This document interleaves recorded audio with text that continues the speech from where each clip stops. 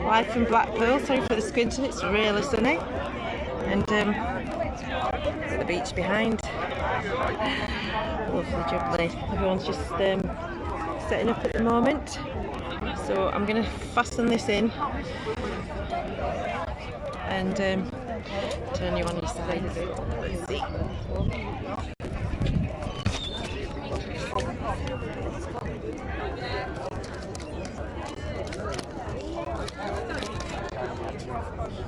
Apparently John Lawrence is around wearing his 70s gear somewhere, and yeah, just check if everyone can see. Oh yeah, there's two watching. Hello. Right, people are starting together. We've got a cluster of police over there behind me. I'll point that way. You can see. Yes, I'm going to turn the camera around so you don't have to look at me. Let's see. There we go. Some familiar faces here. I'm going to plug that in. Yeah, Councillor Jenkins, supporting the children's causes as always.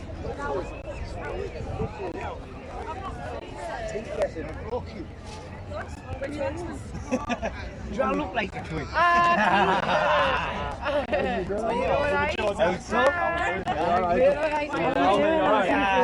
Well done you for winning your case and everything. Do you want to say a little bit about what happened? Oh no, I'm a shy.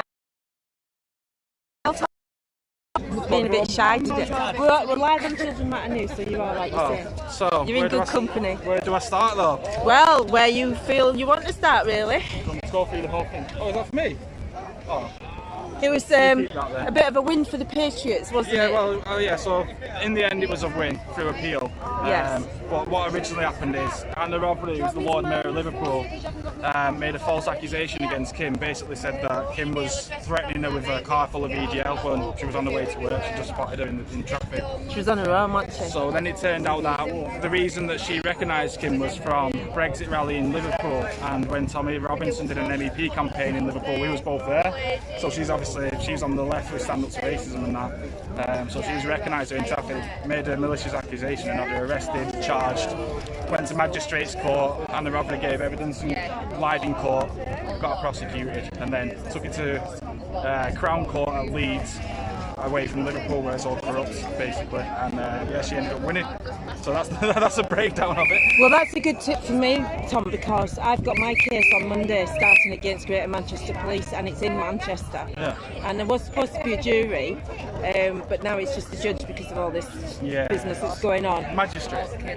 Yes. Yeah. So I've got a barrister who's it's all on video. It's all video, and if it goes against me, then it'll show, if nothing else, how corrupt the system is. But yeah, let them show. That's what we did. That's what Kim did, especially when she got to the magistrates court. They offered her a deal just to take no charges at all, no criminal record, but to have a restraining order. So basically admitting some kind of guilt, and she said no. She just basically let them. We knew what they was going to do. It was a kangaroo court as always. Magistrates, they know each other from council meetings and everything else.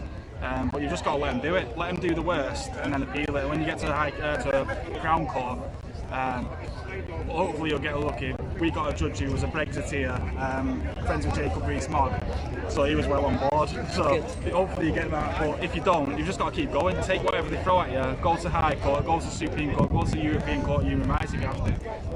And you're going to win it at some point because it's all bollocks. We haven't hurt anyone. So. Well, at the end of the day, as Kim, I was a law-abiding citizen.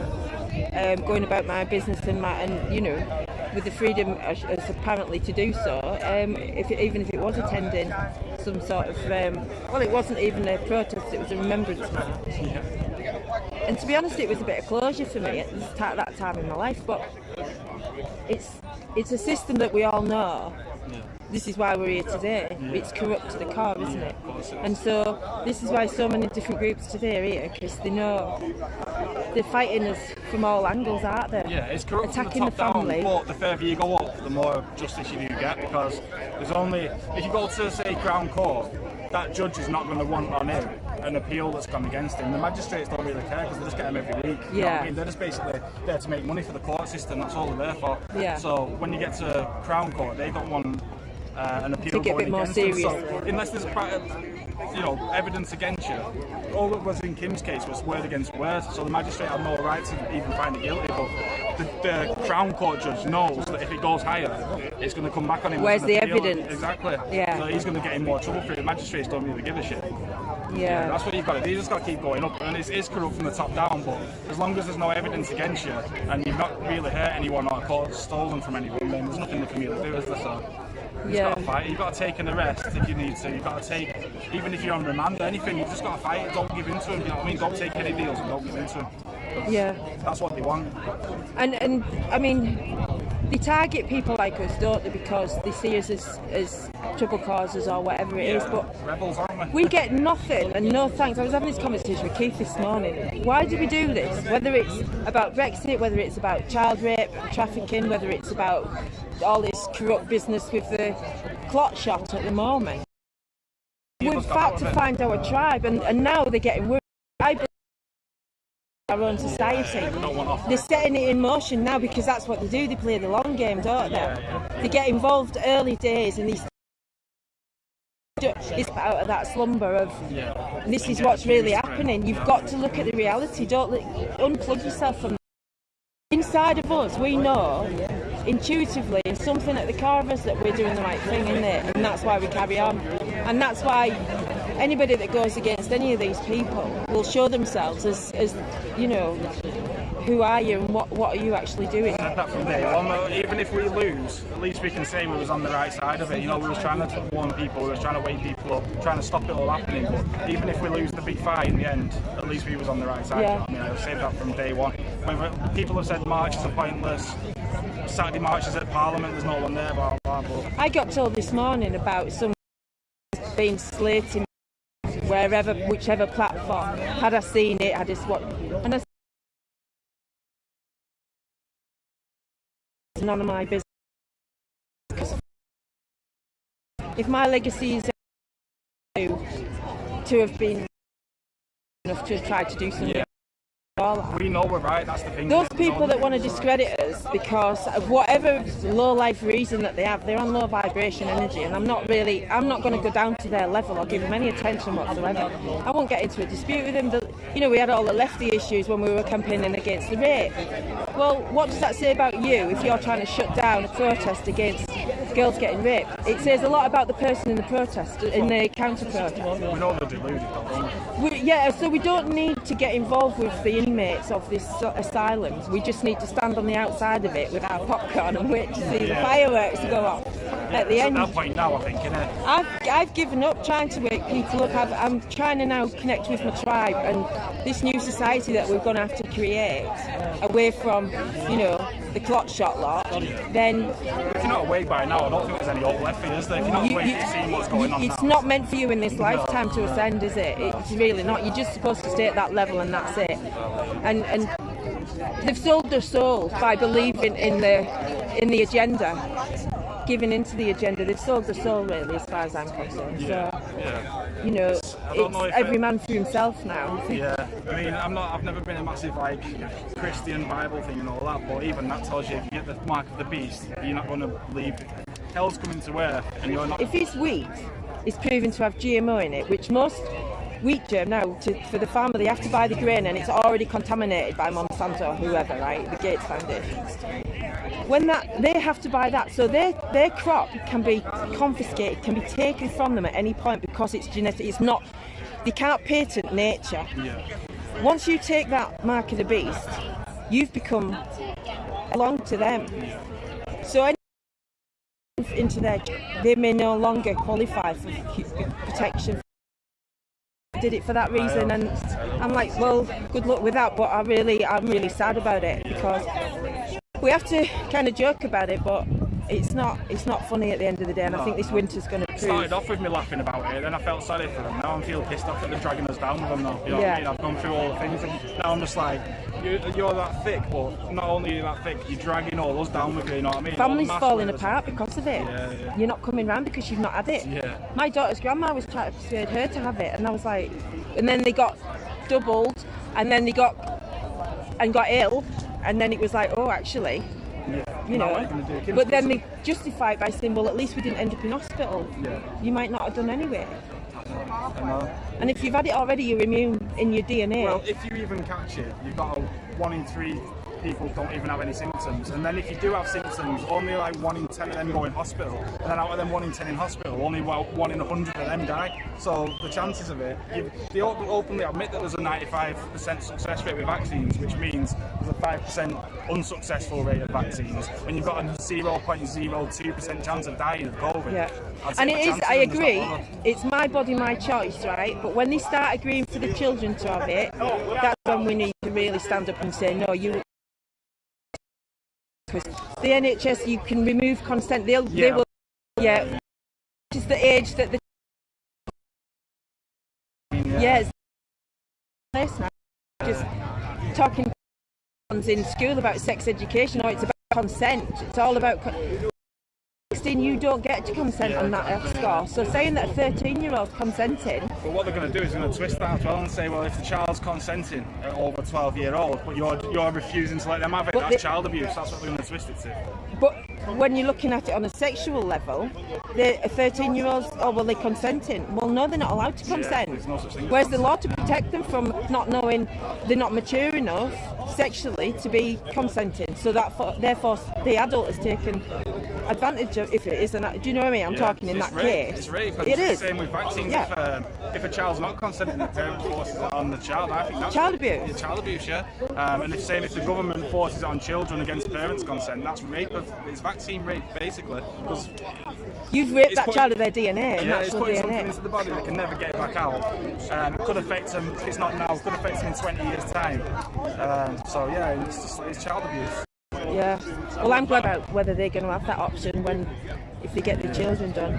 But yeah, thanks for talking to me, Tom. Well, it's nice to see you again. You too. Right. We should look for next week. We're in Manchester. Let's go. Come down. I know, but we'll be outside. See you later.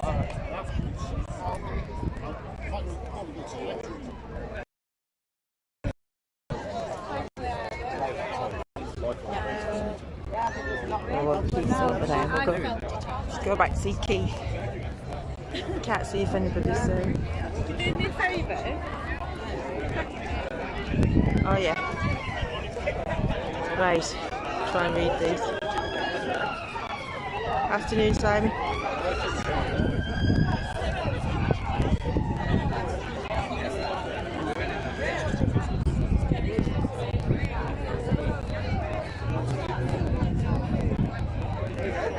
I'm really struggling to see my screen, so if I don't answer your comments, I do apologise.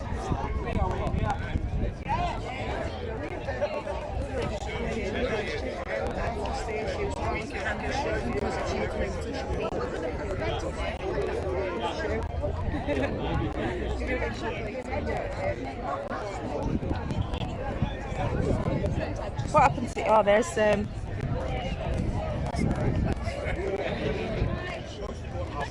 There's the man himself. That he's not got away with it. He might be walking around free after all these years, but the next day, in a month's time, in a year's time, there could be a knock on his door and he's arrested. They will know this is happening. People will know who actually did this murder of Charlene Downs. You know, Victoria Golia, she was Manchester, raped, screwed, murdered. She did the no, didn't. Victoria, which she told the people in the authority who were supposed to help her what was happening to her. They did nothing, and nobody went to prison for the actual murder of Victoria Golia in Manchester either. I think one went to prison for manslaughter, I think it was 3 years. Absolute disgrace. They should really look into that case and arrest the person for actual murder of Victoria Golia. So we've got to keep highlighting these girls' names. As I say, when we mention Ellie Williams of Barrowing Furnace, when we mention Charlene Downs of Blackpool, when we mentioned Victoria Golia of Manchester, we're shouting for all the girls who have been raped and abused. It's so many of them. Joseph and Bobby Blair, because it also happens to boys. Joseph and Bobby Blair, they won one of the biggest cases in Europe, and nobody even knows about it. So we've got to keep shouting. Oh, I forgot the other lad's name. Claire, I apologise for getting your name wrong. Brian Clare, who are letting us know that it's not just happening to girls, it's happening to boys as well. How do we know? Because these blokes it actually happened to. These blokes are survivors and brave enough to talk out and let the world know that they as boys have been raped and abused, some of them in church, in people in the church, my church, and without people like these speaking up. Crown. People like you, If you're wondering what I was referring to, he's governor. we didn't know this was going on. So we've got to praise them to keep speaking out.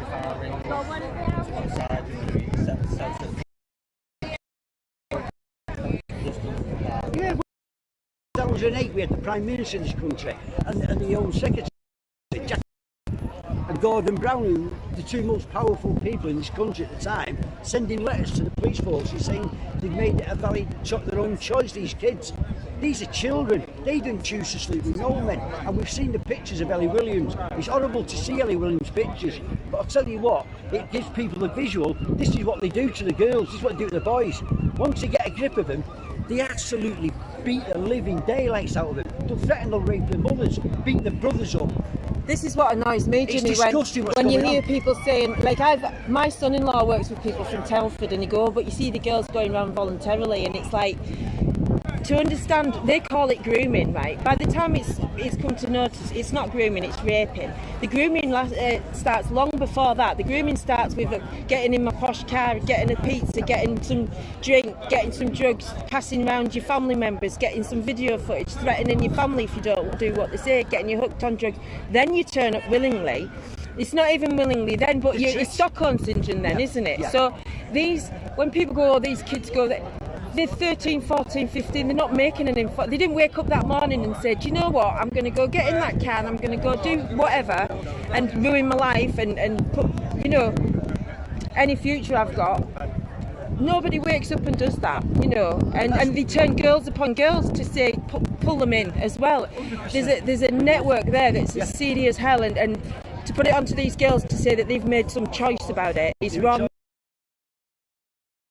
Isn't it? People here don't know what's happened. You know, they're in holiday mood. So it just gives it, if you can just read that, it makes them think, oh, I've got a teenage son or a daughter, 12, 13, 14, going to these places here on their own. They've got to be careful. And it just makes them wake them up. You have got to watch your children. Because Blackpool is a lovely place like today to come on holiday. It's beautiful, but there's an underlying disgust here. And we've got to let the parents realise, if I do give a talk, I'm in mouth about her, they came at us, and I talked to, we told them about Charlene Downs, asked us what it's all about, and do you know what they said? We've never heard of her. And they live here in Blackpool. They live here and they've never heard, because so many years are going by, and that's what the authorities want. They want it forgot. They want it forgot, and we have to keep reminding people and remind these children that people will try and groom them when they go into the arcades. They're looking around all the time. We've just got to warn them. I know when we were doing some research, Jimmy, that the Lancashire area was fag. Right. And they make these girls fall. These girls actually fall in love with these blokes. They've never been treated so great. But there's a massive price to pay in the end. And we're all here, all these people. These people have paid their own money out in their own time. And do you know why they've done it? Because it's got some time. They're turned up to say, we've had enough. We want the people to know that this is completely wrong, what's happened to the children. And we know you're not doing your job. Check John Lawrence, young man. Why isn't that party dirty for our children tour? I think Blackpool is a place for outfits. When you come to Blackpool, stag do, hen do, whatever do, someone's always dressed up. And I've always seen a couple of people dressed similar like this with afro wigs on, so I'm not out of place, am I?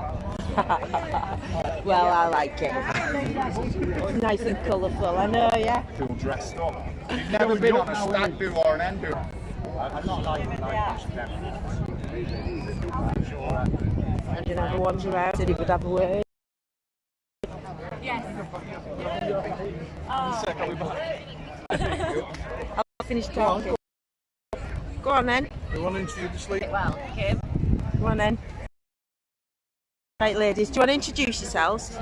Yeah, I'm Adele, and I'm Kim from Public Transport. What you've been doing in Wales, because I know you've been really active, haven't you? Oh yeah, we're fighting the sex education. We've set up Public Child Protection Wales to fight the system basically. So failures in the education system, social services, all the system, we are going to fight it. But our main fight right now is the RSE. For England, that's SRE, and for Scotland is March 2017. It's horrific. They signed up to the World Health Organization document. They have, in Wales, they've legislated to take away our parental rights from age 3, enforce this education onto our children. Our children now have parental rights. You guys, everywhere else in the UK, you've had these terrible lessons come in. We all need to come together now, because our children, your children will have as well sexual rights which override the parental rights. yeah, and we just protest in, I was going to say London, who are from the Muslim community in Birmingham. They did the no outsiders. They started down there. So they came up and we marched through Cardiff at a stage now where for us, we kind of don't have the time to spread that awareness. Sites and things. Well, this is it. So we've been really lucky though. We are Adele's a survivor of abuse. I'm a survivor of violent abuse. There's the street kids, and but we now educate the street kids.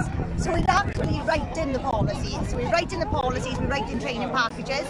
We've had the opportunity to go and train a council at the end of the month. Yeah, that's a fantastic opportunity for us. They don't know we come in. Our council won't like it if they know it's us. But yeah, so what we are doing now is we are rewriting training for teachers, for communities, mother and toddler groups. We want to educate into penis, vagina, whatever. Yeah. So he come home looking at what the other name for a cut-out pair of knickers that they'd coloured in because it was Pants Week, and it was to raise awareness about consent and things. They gave consent. We are campaigning against consent, full stop. We've spoken to prostitute and adopted child sexual exploitation. A child doesn't choose to be a prostitute. And the reason why we've got that definition of child sexual exploitation is because it covers over the age of consent.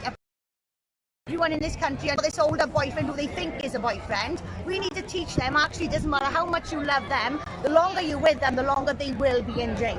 To protect the person you love, you need to kind of dog them in. This is the education that's been missing for such a long time. This is why so many children have been victims of this sort of abuse, isn't it? I did a video. People just see what is wrong with children learning their gender, and this is from reception. I know. And it's It's scary how these young parents have been brainwashed into believing that it's a good thing to understand these things. No, the child's brain's not equipped. Somebody, I posted the other day how your teacher is a stranger, and somebody commented saying I was mad. Like, you're mad? What do you mean they're a stranger? And I tell me 3 things you know about your teacher. What's their first name? What's their husband or wife? Whatever. They are a stranger, and we are normalising children talking about their genitals with adults, with strangers. Absolutely, normalising sexualisation, isn't it? Yeah, and they're doing this every year. And we're already got peer-on-peer abuse in schools, skyrocketed. And now we're going to have them chatting about what their bits look We've like. actually got a lot of teachers in school that offend as well. You know, you read the recent report from the IICSA. Why is it termed an open secret? 43% of kids that get abused in school know of other children being abused, right? If you look at our safeguarding policies, the teachers have got a document to look at peer-on-peer abuse, and they've got a chart. Christ, they aren't trained for child sex abuse. They aren't allowed to ask about child sex abuse, you know? So we've got this massive gap there. Teachers aren't trained to look at other teachers. Issue. Unless the teachers are trained in perpetrators of abuse, harmful sexual behaviour, child sex abuse, child sexual exploitation, they are not safeguarded. Yeah, and they absolutely can't. And all they focus on is the parents. Now is we're openly saying that adults aren't doing a good job of protecting their children. They're not doing a great job of raising them. We're going to put that all in school, and we're going to give the information to the children for them to safeguard themselves. Here is some stuff. These are the signs you've got to look out for. Now protect yourself. And those signs that they're telling are crap. And not hiding the staff grooming in this discussing it whatsoever. No grooming. And the school is where the grooming starts, because they're a school age when it starts. So the schools need to take that but you're not even allowed to talk to colleagues in an office about it, let alone the public. If you are somebody who wants to abuse children, whether it is under the age of 12 or it's high school and it's a teacher. I work in schools. Some teachers are young. They're 22, 23 years of age. They're attractive. And you've got these good... You're now in charge of teaching, especially if you're in secondary school and you're getting to talk about some of these sex acts. With only now. Element. It all... sex. Yeah. And as a parent who knows their child better than anybody, that should be the parent's decision of when that information comes to that child. Yeah. Not every child's ready at 5-year-old to think about those sort of things. It doesn't need to. It's named everything, And you're only waiting for the word vagina before, oh, there it is, ding, ding, ding. Yeah. You said vagina. Exactly. Forgetting for the last how many hundreds of years we've been calling them, you know, like that minis and flats. Look, we in kids, right? Kids can see themselves as simple as, you know, just a reaction like that is enough to put a perpetrator off, right? So adult genitalia are ugly, okay? When you've got a big direction that is ugly to a small child, they're used to seeing things, you know? So we want the... But when we got 10-year-olds putting condoms onto adult-sized dildos, that is taking away the element of victim resistance. Looking at pictures of adult genitalia all the time. When I work with families... That's not contact sex abuse, man. The route we are taking now, man. Just because they didn't implement it, they are carrying it out, they fail to investigate it, they fail in their role. We need to start holding people accountable now at ground level as well as high level. You've got to ask yourself, it is not okay. You wouldn't really, you're sat at home with your child and your best mates. Your best mate, but your child starts having a conversation with you, telling you how your best friend's been talking about their vagina with them. You're ringing your best mate, going, fuck it, when? And that's your best mate. But the teacher can do it. You wouldn't. You would be saying, who the hell do you think you are talking about sex to my child? Yeah. And that's your mate who you know and trust. I remember 10 years ago, maybe more, I was working with a family and the boy was 9 and he had a 19-year, or he was 8, and his brother was 10 years older, and he had GTA, Grand Theft Auto Vice City. And I was there because of the behavioural problems in the child, and I spoke to her about the video games that he was playing on, and parents think, oh, it's just a game. Well, it's got an 18 on it for a reason. So the question I posed to her was, would you allow him to watch porn then, because that's an 18? And she said, well, actually, I came home the other day and he was on the laptop watching the child's behaviour. Another child picking on his sister, asking about strip joints and things like that. I had 3 boys. I rang you after school, didn't you, going, I'm not happy with how this was handled, how it was spoke about. So I'm sat there with these 3 boys, and the one, they started spun round. They started telling the other one about Pornhub. I was like, what are you talking Exactly. about? What are you talking about? So of course I said it to the teacher. She went, oh well, and then I rang Kim, and when I got home I emailed the head teacher then saying, look, this was said in the past today, I really hope this is going to be Big Brother and he's seen something, therefore parents need to know to put restrictions and all the rest of it. Or it could be that this child's being in a manner. I mean, like I said, 10-15 years ago I was working with children who was off, and the mother could identify the fact that his games, his war games or whatever it was, so he was wired up differently because of that, and that's what she related it to. But in school, you know, that was when I was told that CAMS no longer deal with attachment disorder. I would have a big problem with any new research, if not independently researched, that came out in sport. You've got UNICEF right now, they're claiming that pornography doesn't hurt, doesn't harm. Saying now we're going to have the same with the and you're going to start seeing these counterfeit for this generation of brainwash which is going on right now. Children are sexual beings. Pornography doesn't hurt. Watching violence isn't harmful. We're going to see all these new papers, and you have a look at funding even back in the day, they could connect with those two boys in horror films and everything else in that zone. Yeah. Watch your videos because it will influence them. I know when I was looking at psychology and behaviour and things like that many years ago, when I was a parent of young children, the information that I got then, I don't even think it probably will be available anymore, because it was all based on attachment, it was based on positive relationships, it was based on, you know, the dynamics of the family, and all of that now is being ignored. It's like, we're going to own your children, so there's no need to build family bonds or understand the family dynamics or try to fix the problem in the force now. Like, the government has brought in this education, it's up to the schools to enforce it. As far as parents, who are they going to? It's not going to be the government, it is going to be social services. And this is what people don't really all is, you know, and it's the And it's same the most system. vulnerable children who are going to be the worst off because of this, especially around the exploitation. They already, a lot of girls are consent. A way of, but it was my sexual right. I wanted to do this. I think it's vitally important. Sex is in the title. Absolutely. You do not teach children how to have sex for them to know that they shouldn't be raped. How are they justifying those sort of lessons when they've taken away all of the lessons that build a child's confidence, that build their abilities creatively, that take away critical thinking? How can they justify the type of lessons when we know they're that not that's teaching them? Create the soldiers. There's nothing to help these children understand who they are as a person. School's not a good place for children. It's toxic. It is. It's sit down, conform. My sister was in high school, and when a teacher enters the room, they all have to stand up out of their desk.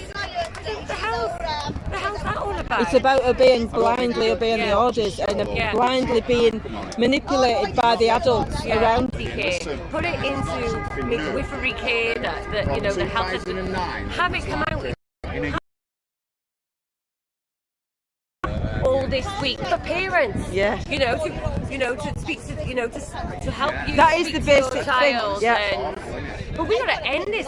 This has got to be like, this has got to be now your child, and this is your absolute right and responsibility as a parent to teach your child they're going to go through puberty. Talking about doing You something birthed for a couple her of years, and I've been by a outside period. doing meetings on Tell her she's going to have a period. The problem that I've seen over the years is that they've picked away at parents' rights. They removed the right to smack the child as a consequence, as a punishment. Now, most of those parents, that's how they were dealt with in the family home, and a lot of those would think, well, it didn't do me any harm. I respect my parents, or I deserved it. I was really naughty. It pulled me back into the line. Whatever they get from it, as long as you're not crossing that line of abuse. A short, sharp shot can work with children. Now, when you threaten parents, I would always prefer to. Situation personally. I would always want to teach a better way, but that's the gap. That is the gap. There's nothing to replace it. Although I was glad to see the back of it, there's nothing to replace it, and there's been no education in all of that time to teach the parents of now how to parent effectively. This is where parents have got to. There's got to be more interaction between the additional needs as well, because like that, I don't agree that a child needs to have a smack. But I've always worked challenging behaviour with severe learning disabilities, and we don't smack them. No, obviously. We don't need to smack them. We've got, but it is hard work. And as a parent, even with that as a parent, you go back to default as well as do. It is than that. when you're implementing this stuff, and it is hard to get strict these routines and these cards, and not just that, so many children now, whether it's through chemicals, through food, have got behavioural problems. Again, I work learning disability. I'm not going to say ADHD, because ADHD is not a behavioural problem. I am ADHD. It is absolutely not. It might cause problems to my behaviour, but it is not a behavioural problem. But you've got all these things, especially behavioural problems, and there's not enough help out there. There isn't. There's not enough education. My personal thing is, my family was like that. I had, you know, my father was quite a bully and everything. You know, he'd domestic abuse, whatever. Yeah. I didn't want to do that to my children. I didn't want to smack my children. So I went to the library and I sorted myself out, and I read as much as I could read to understand their behaviour, my behaviour, past hurts, inner child, all of that sort of stuff. I know that there's people that haven't got the time, the capacity, whatever, to do that like I've done it home with my children. You can only go on to default of what you've been taught as a child. We learn from our parents. And so there's a whole generation, I think, that's missed out on that teaching. And I think a lot of people would be surprised to learn that when it comes to physical abuse of children, that's normally perpetrated more by the mother than it is the father, whereas with sexual abuse in a household, it's normally, but then quite often, whether it's a stepfather, quite often it is known about by the mother, but still not. Like, it's just going to walk into the classroom, say I'm being abused, and their abuser's going to prison. Yeah. It's not like that. What say it to? They just go home and tell their mum. Yeah, yeah. Then what benefit did this education have in class then? Yeah. If the adults and the parents are not educated in protecting their children. And this is the big lie. I think it's a void we need to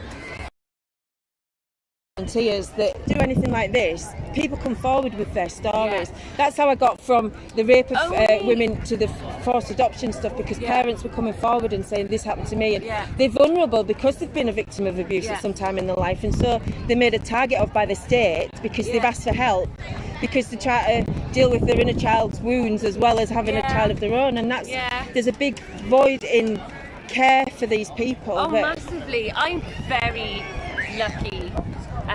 Like that, I was abused myself. Other family members of mine have been abused. Abuses which let me know that somebody had performed oral sex on her, and my world just crumbled. I really hadn't given a crap about my own abuse. I cared about other people's abuse, but none of it seemed to affect me. I didn't feel upset. I certainly weren't happy, but I seemed to be able to hold all my emotions in on it. And when that happened to my daughter, I felt like an absolute complete failure. And how did she not even get to 4 years old? I couldn't even protect her this long. And I ended up going to therapy, and it was the first time therapy was like, how come this is like all the time, man? Like, I just don't have any emotions on it. And he said, because all your life you don't use it anymore. Yeah. Nobody else does. Yeah. And you come to accept that sort of behaviour towards yourself, don't you? And you do. It's where you. My partner, I've accepted all, like, even when I was a teenager, and when you're kind of 16, 17, 18, you're still young, and you go out and it's people in their 40s and 50s cracking onto you, and you think, like, why aren't you looking at me like I'm, child in a woman's body? And but the only way we're going to face this in any way, shape or form is when people start accepting how big paedophilia is and child abuse. Yeah. And how much is covered up. Yeah, and because until it does, no one, it ain't going to get tackled. Because too many people are happy to ignore it. And it is. Ignorance is bliss. I've been campaigning about this for quite a while now, and I've had my own friends say to me, look what you do, but I can't think about it. Yeah. I won't be able to sleep at night. Yeah. And I'm good. I can't sleep at night. I'm always crying. Yeah. You know? The thing is, you've got to face the beast to see what you're dealing with, and if they don't want to even look in that direction, they're not going to be supportive, are they? Because they don't know how to deal with people who have had to live through that sort of trauma. Yeah. And it does make you vulnerable and a target for. It's almost like you give off a scent to abuse. And I said, we've got again all of this about the trans inclusion. Unlikely to be one in each classroom. Being presented with this dildo and also not to put a condom on it isn't isn't going to re-traumatise them. Exactly. Just because their parents haven't opted out, well, their parent might not know themselves that their child has had something happen to them. Yeah. And do they even know the lessons going ahead? Because the parents aren't really informed. So we'll, Tracy. Thank you. How you doing? Great. So that was Sharon from Children's March. My wingman's got some. There's my wingman, look.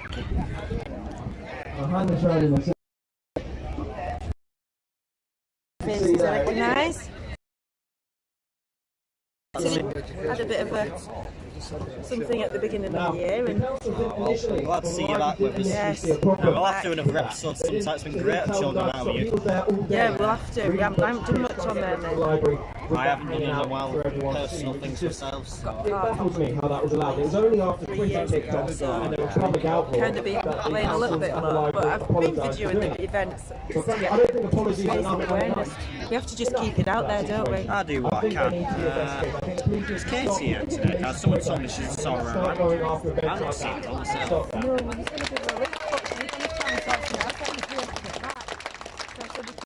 But not tomorrow, so I don't know if she got started. Yeah.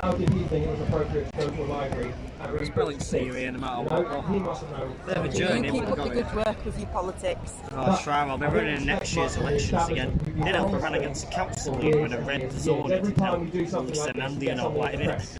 The latest one is they said they're going to give 14 years. It's not going to like a bit of a challenge. Well, they dangle it in front of us to try and placate us. Again, we've had it before where the average sentence for a child predator is just under 5 years. So do you really think they're going to give 14 years to someone who hasn't even touched a kid yet and has the intent to? It's just frankly lies. That's the thing. It's movements like these where we can demand real change and we can get stuff changed. And it's not accepting these just virtue signalling thoughts come around. We need things on paper. We need real progress, or we're going to keep coming out here and we're going to keep protesting.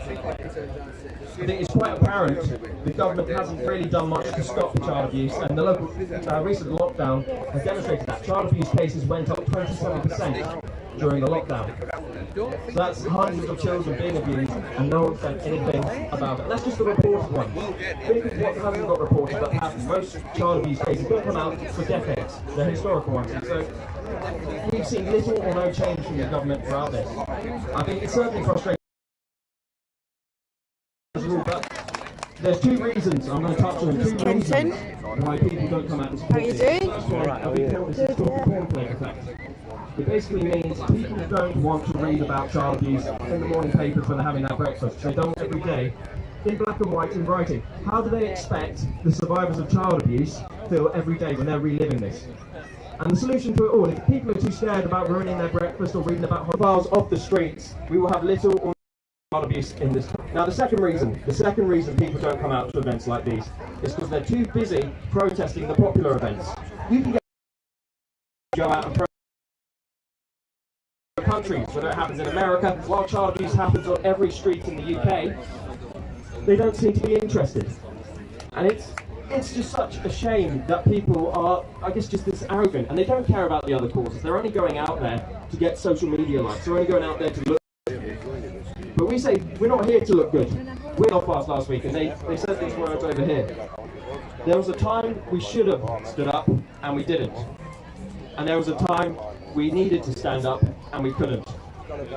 So it's time for the British people to unite together, and we can get these monsters locked up. Thank you, everyone. Thank you very much. Good job, lad.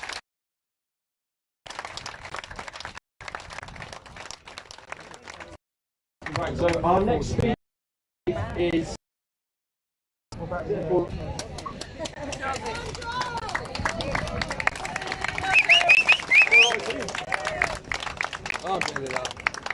First thing I want to say, everybody that's here today, thank you so much. Yeah. Thank you so much. Most people that know me, we're one of the biggest courts in Europe against child abuse. We changed 127 laws in 2017. Yep. The laws that we changed in 2017 haven't even been implemented yet. And that lies at the hands of the government. Yeah. When you look at all the wrongs in this country, where does it lie? It lies at the hands of government. I'm here, as people notice, I'm suited and booted.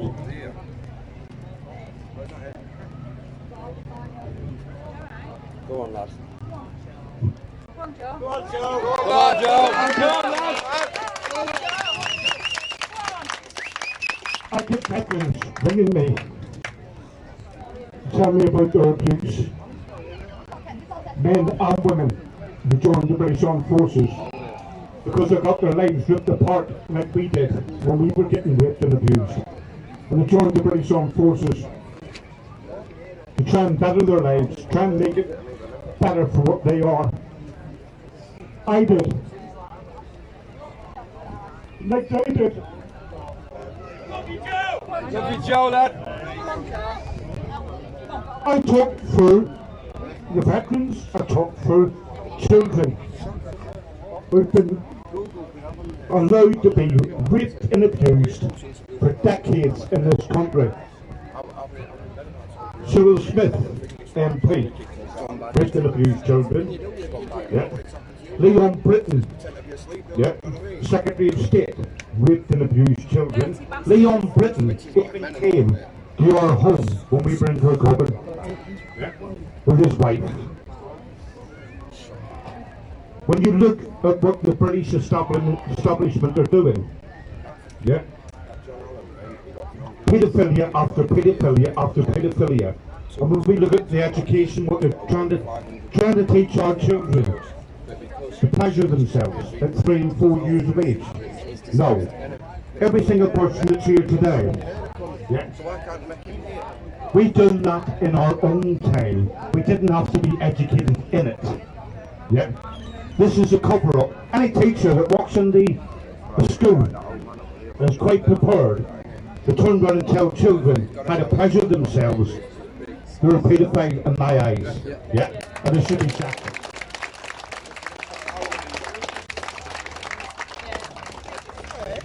Years ago, we used to turn around and say that our children are our future. Lead them the way and let them lead the way. Our children are our future. The government don't get that. Sorry about the place, but they don't get it.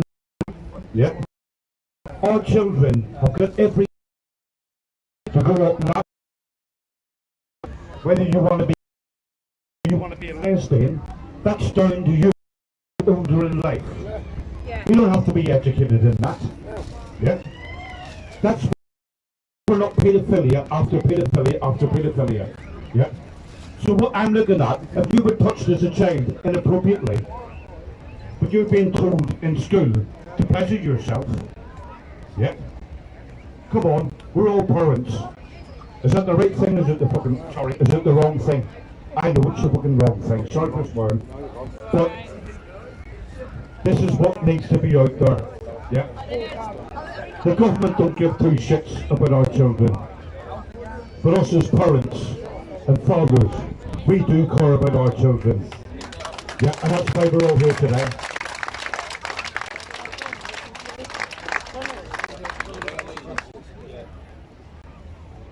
We need to sort this now, because if we don't, yeah, I'm going to say this at that. What am I leaving my children? What am I leaving my children's children? Yeah, what? Just to be raped and abused? Is it going to be the norm in this country, where children are getting raped and abused? We've got Rotherham, 1,400 girls in London. The same, yeah. You go to any town, any city in this country, yeah. That's what it is. Political correctness. Exactly, John. Yeah. But what I'm turning around and saying, because I can't say that in that sense, can I? Because, yeah, because we took the Roman Catholic Church to court and the Christian Brothers to court, and it was a battle that we thought we would never win. But guess what? We did win it. Go on. Yeah.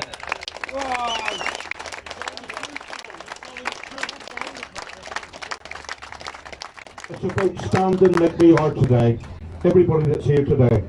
Yeah. Yes, it's a good crowd. Good turnout. Yeah.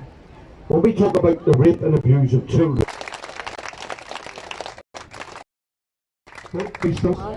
I've always turned around and said the saddest thing that you will your daughter was groomed online. Damage is already done then. Yeah. The same way if you get raped and abused, when pedophiles go to court. Yeah. I look at it, you ruined my life and many other innocent little children's lives. We've got to live with our nightmares for the rest of our lives. Yeah. We bear that until the day we take our last damn breath. See to every paedophile out there, yeah, and the government, and all the establishments out there. If you take my life and give me a life of misery, sorry for swearing, you deserve a life sentence and never get out of prison. Okay, right, you go.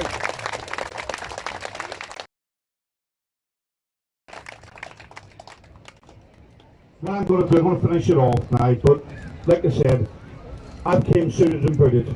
Yeah, I'm calling out the veteran, all foundations of veterans. Yeah, we need you here, we want you here. You've got to stand with your brothers and sisters united. Yeah, let it happen. I know the people that will make that happen, but I know the people that won't. Yeah, we will make this happen. This group is going to get bigger and bigger and bigger. And believe me, right, we will get bigger.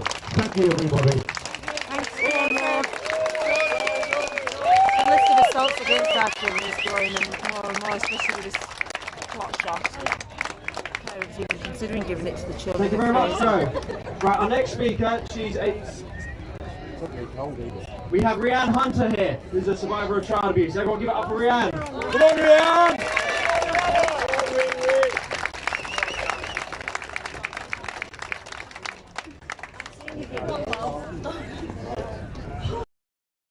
Grooming is so rife. For those that don't know me, I'm going to go a bit into my story today. I went into care, grew up in children's home with my friends who exploited me and other girls. We were given drugs, alcohol, and at 12 years old, 12, 13, you think that's cool. You know, people in mainstream school that you leave think, that's cool, I wish we could do that. Care home didn't keep logs on us. We were trafficked up and down the country. I remember the one day being put in back.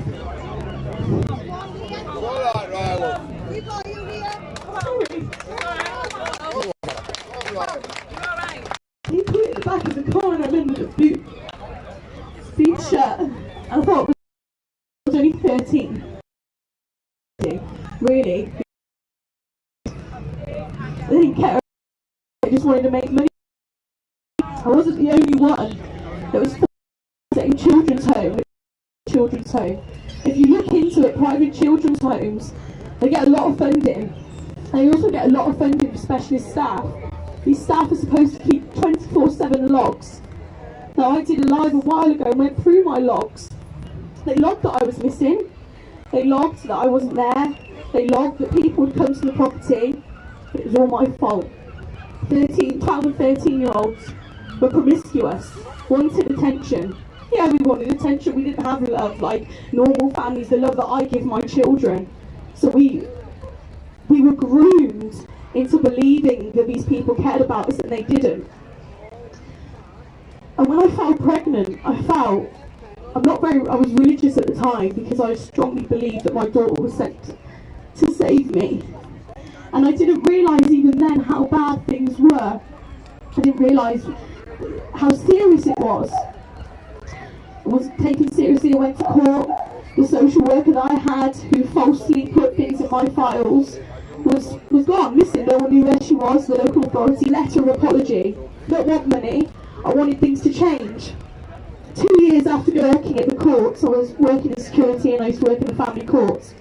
And she came up to me and she said, I know who you are. She said, your files. We know what happens in the local authority offices. I know who you are. So I gave her my number. A week later, she asked if we could start looking into other girls within the Birmingham area because for years everyone's just assumed it's certain places like here, Rochdale, Telford. And I promise you it goes on all over this country, and it has done for decades. And it's a generation thing. You have the generations of Sammy Woodhouse and beyond. You then have the generation of poor Charlene Downs. You then have the generation after Victoria Agalola. And then you have my generation, and now you have Ellie Reynolds and Ellie Williams' generation. And I guarantee you there'll be a generation after. And we started looking into young girls who lived in the area, who had come out of care homes, and who lived in Helida's properties where I lived. And I was horrified. The numbers kept going, and we did our own investigation. Took it to the local authority, who told us if we were to carry on looking, we might find things we don't want to look at, and there'd be consequences. And this is what they do. I'm one of the lucky ones. I've got my kids because I refuse to allow my kids because they.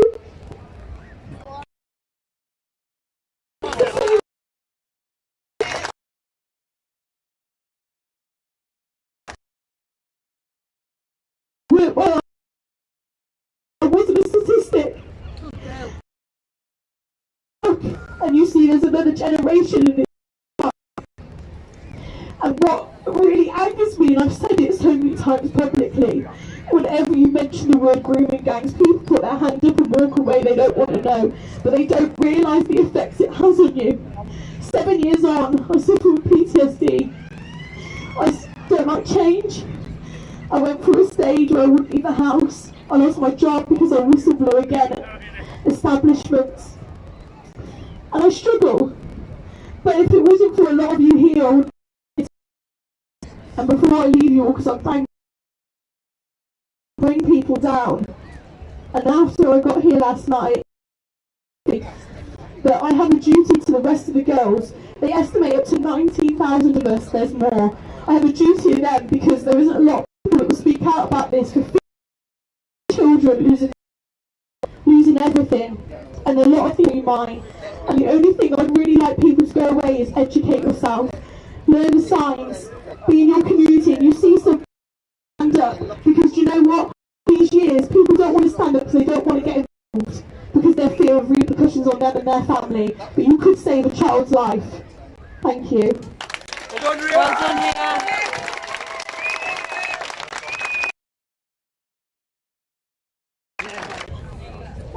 I think that was very touching, very powerful. Let's hear it again for Rianne, everyone.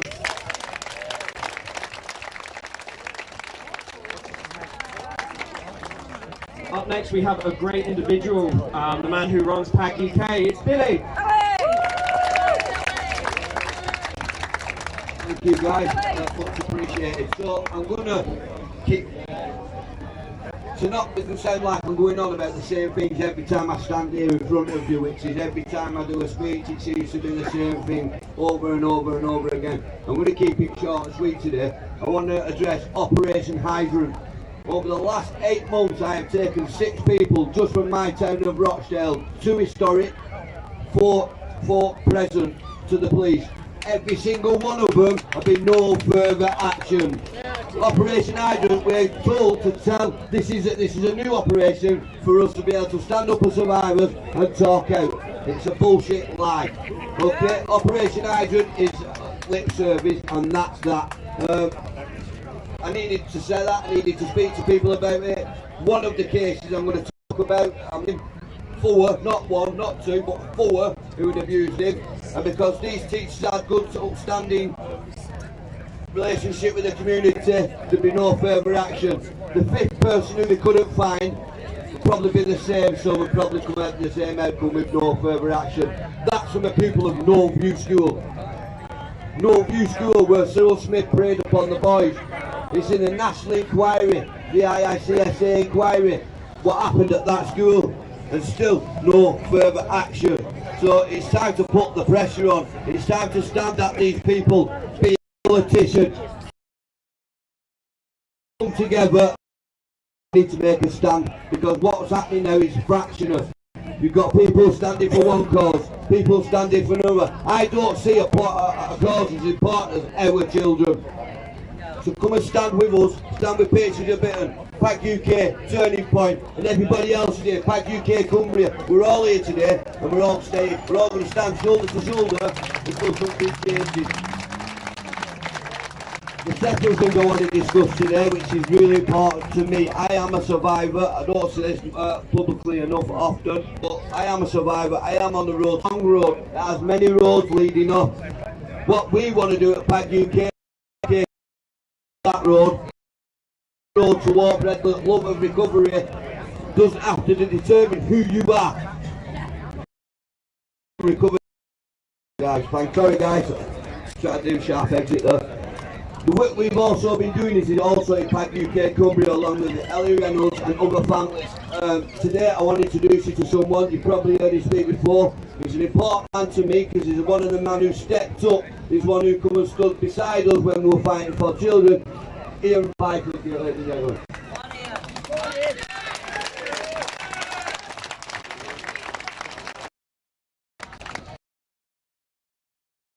Before I say what, liaise with the children and teach awareness. I'm pretty people in the community. It's not all the year. Right, I just want to quickly take you back. Yeah, I'm Eddie Reynolds' dad. Back in 2017, my daughter went to the police without us as parents knowing to report what had happened to her. I'm not even going to go into details because I to arrest my daughter for a Mickey Mouse charge of blackmail. 3 years later, we got over this and says, I know Cumbria police knew that from the age of 12 she was being groomed, and because it is still going on in Barrow. There is still shops that are putting these kids in, feeding them with drink and drugs. We've seen 16-year-old girls out with £5 grand worth of cocaine in their hand, selling it for these men. They're openly now coming out online admitting that they're being abused. And what are our little op-tops doing? Nothing. You are in disgrace to taking that uniform. Me and Joe took an oath. There's other people in here that took an oath when we decided to serve our country. Alright, we live by that. We die. Grabbing your minerals and saying it's going on. Because you're going up to kids, my daughter, and saying, please help us. If you didn't need their help, it wouldn't be going on, would it? Yeah? We will get the veterans community involved. We will get the survivors involved. And I'll tell you what, we've got to help you when we come at you. Because we are coming. And we ain't going nowhere. There are 3 things in this world we do not touch. Women, kids and the elderly. And I will live and breathe that.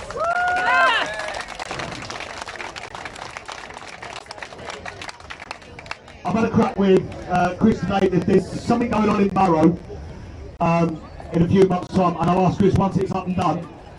Seeing as Joe said, these crowds are getting bigger and bigger. I want you all to come to Barrow. Alright? I want you all there. I don't want to stand outside that police station and say, now call us good liars. Alright? Let's do it. Because let's be honest, they ain't got the balls to do it, and I'm sorry to pick on you, but you put the uniform on, you take the shit. Alright, thanks for that. I've got that, I'll say to you.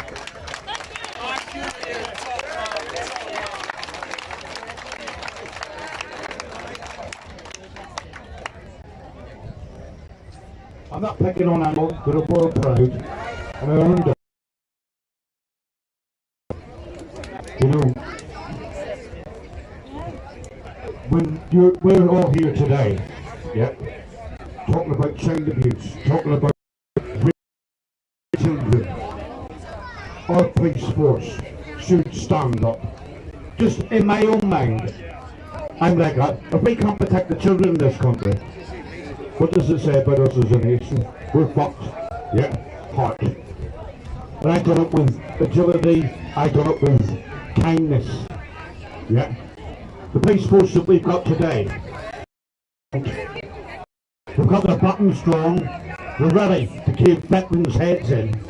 Yeah. No, that ain't gonna happen. We tried it in Manchester, we tried it in Nottingham, it didn't work. Yeah. And believe me, with the police yeah, I'm saying to you lads, grow poor bollocks, stand up to your oath, like we stand up to our oath. Yeah, and start protecting the people and the children of this country. Thank you.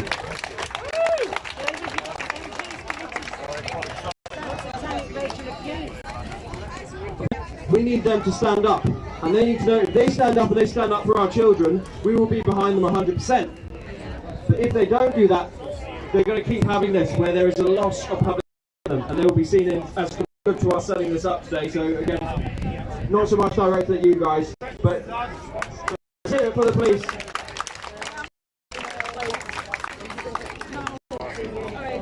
But right, so our next speaker we have Kim from the Public Child Protection.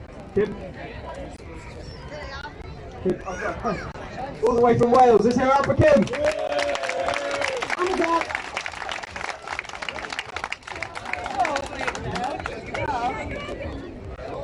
Sorry, I just want to say something, being as we're all talking about the police then for a second. I want to add to it. Just about the police coming to schools. When I was in junior school, we had a policewoman come to our school and was giving us a big speech on how we could go to the police if we were ever scared and anything like that. And 2 weeks later, I went to a phone box to ring the police, asking for that policewoman to disclose my own abuse. So I do think having authoritative people telling you that, you know, they're a safe place for you can definitely help.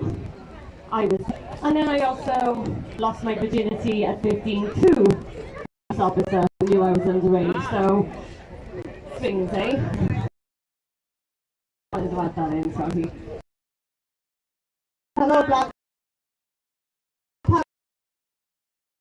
Why we are public child protection fight. Our main fight today now is the RSE. You've heard a bit about the sex education today, a few people have mentioned it. I want to just touch on what Joe said about these laws that he had passed in 2017. That's an important year. Because that was the year all our government cited sex education. Commissioners, Department of Health, Department of Education. If you haven't read this document,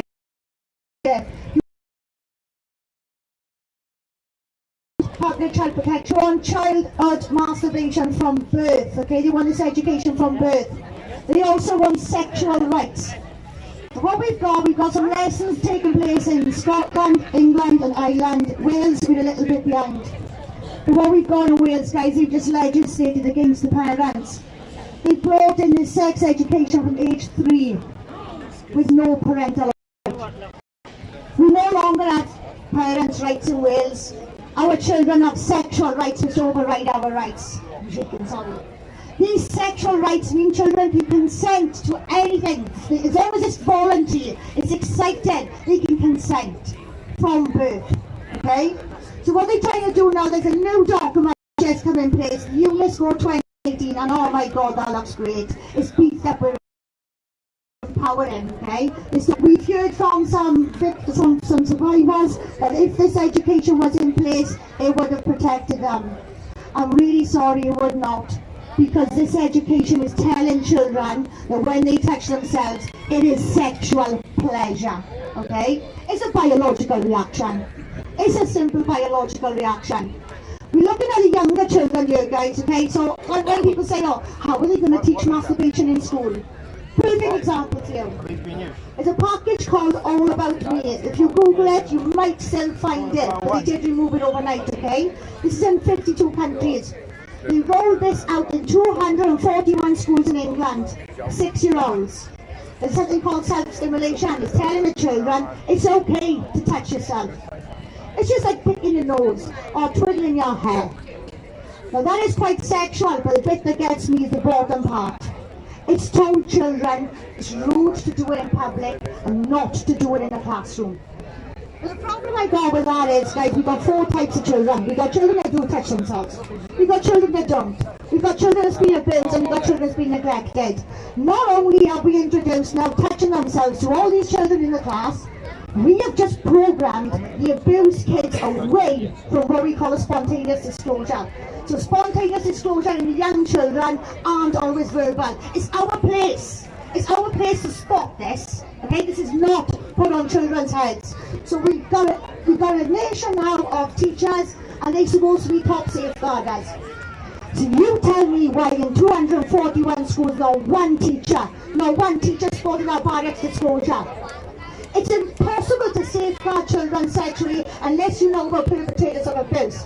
Unless you know about models of offending, unless you know about barriers to disclosure, spontaneous disclosure, harmful sexual behaviour, you need to know the definition. You can think like a predator.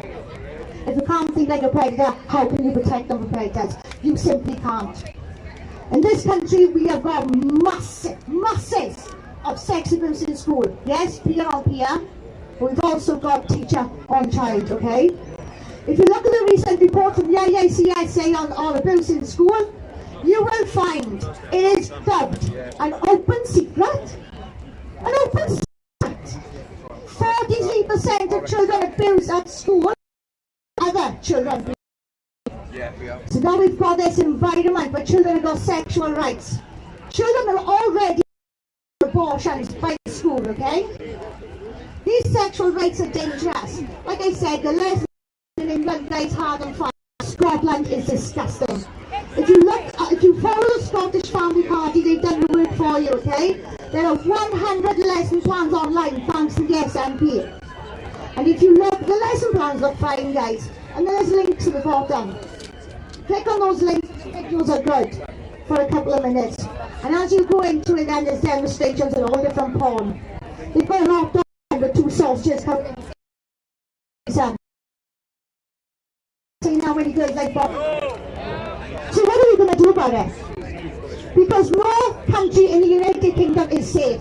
We've got different stages, but let me just remind you, don't think we've got it rough because we got our legislation. It's coming for you guys too. Alright? The 4 governments signed up to this. This is a global sex education. They're trying to sell it to us in Wales as a Welsh education. It is not. There has been petition upon petition upon petition in this country, all across the UK, against this stuff. They ignore it. There are 20 campaigns in England. Have you not heard of them? No, because they keep them within their county. We need to bust these barriers, guys. We need to bust barriers, no more borders. Right? It takes a village to raise a child, but it's going to take an entire country to keep them safe. Simple as that. So like I said, guys, this is a global sex education. The contents, the lesson contents are terrible, they're graphic, they do not safeguard. If anyone here thinks that it may safeguard, please come and speak to me in afterwards. Adele is an undergrad child psychologist, I'm a criminologist, I deal with sexual crimes, okay? This is how I know it's dangerous. I can show you lesson by lesson where it's dangerous. But that isn't it, guys. It comes from a dark, dark place, a very dark place. If you think what's in the UK now is bad, I'm going to hand you over now to Adele because she's going to tell you the history and okay, this is. I'm going to I'll try and keep it as short as possible. So it's important people realise what this education actually is. We're calling it RSE here, Relationships and Sexuality Education, but it's comprehensive. It's in America. It was started by a woman called Mary Calderon and a friend of hers, Ronald Pomeroy. And where they got this from, they wanted an empowering, say yes, sex positive education, no more abstinence. And this was based on the fact that children were sexual beings. Now, where this came from was a man called Alfred Kinsey, and everybody needs to research who he is. And he looked at insects and got into sexology. Started researching. His research was coming from child abusers, criminals, prostitutes, and a small pool of these people. He published all this research, and in one part of this research was all about sexuality in children. He had paedophiles abuse children. In one particular data table that he has, where there are some children around here, so I'm just trying to be mindful, where children were abused over a period of time with a stopwatch and timed to what the abuser deemed as climax. He published this data, how he measured this climax was a child crying, screaming, convulsions,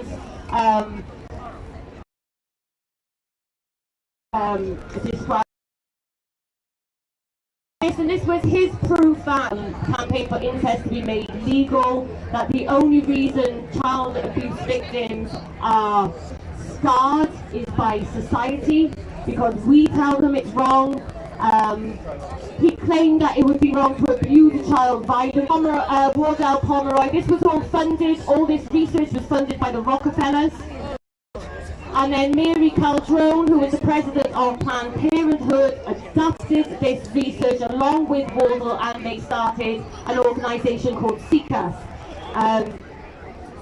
SECUS is the largest sex education providers in America, the Sexuality Information Council of the United States.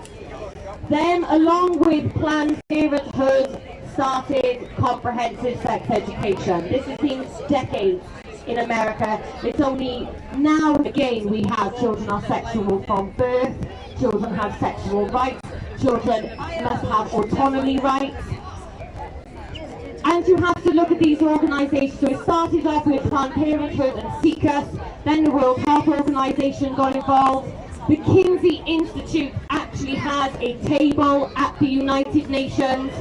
They have an app for people to report their sexual behaviours anonymously. No, they've got an over this data that they're collecting from child abusers can still be online, and they are now part of the UN, and who all have given us this sex education.